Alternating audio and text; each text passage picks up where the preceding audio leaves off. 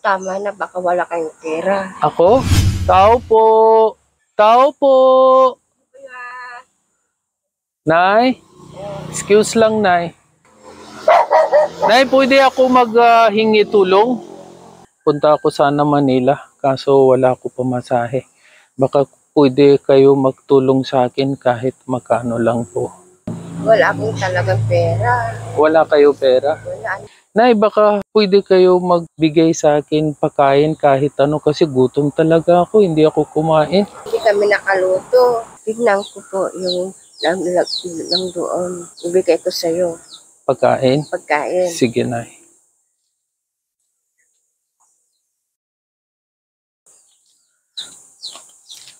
Saging, Nay? Oo. Ito lang meron. Salamat, Nay. Anong nangyari sa'yo? Isang kayong gawin? Nay, taga Manila ako. Wala ako pera na yon. Wala akong pera. Pasensya na po. Okay lang, Nay. At least binigay niyo banana sa akin.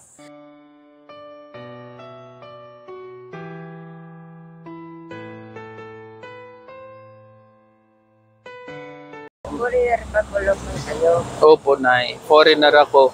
Nay, pwede ako mag-upo? Saglit lang. Pasok kayo po dito po. Kayo doon. Upo. Okay. Upo kayo doon. Okay lang, Nay? Oo, Nay. Okay, sige, Nay. Nay, ano trabaho niyo? Maglaba lang po. Naglaba lang kayo?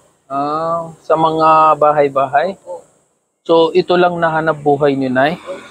Kasya ba po, Nay? 2 beses lang kumain.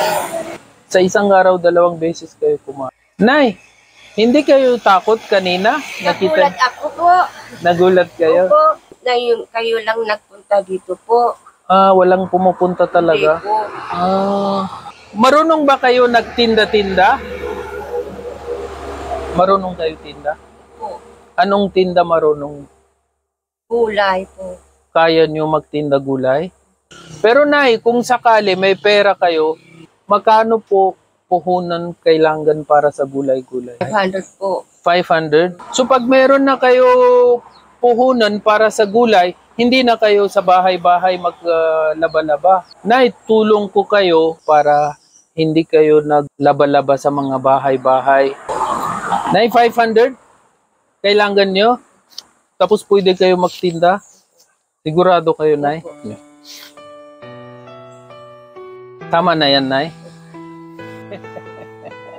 Nay, dagdag ko na lang para maayos kayo magtinda, ha?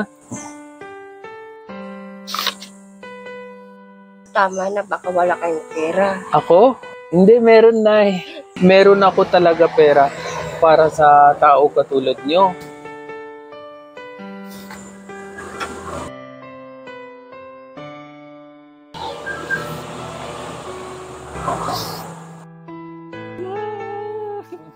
Nay, okay lang kayo, Nay.